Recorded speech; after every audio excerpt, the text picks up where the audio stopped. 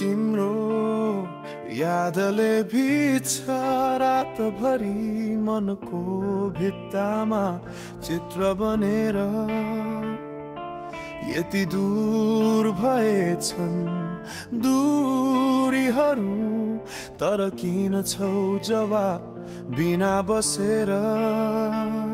मायाको बाटो हिँड्दैछु म तिम्रै छायामा हराउँदैछु म कहिलाई दिन्छौ जवाफ लिएर कि म यही बसिरहूँ प्रतीक्षा गरेर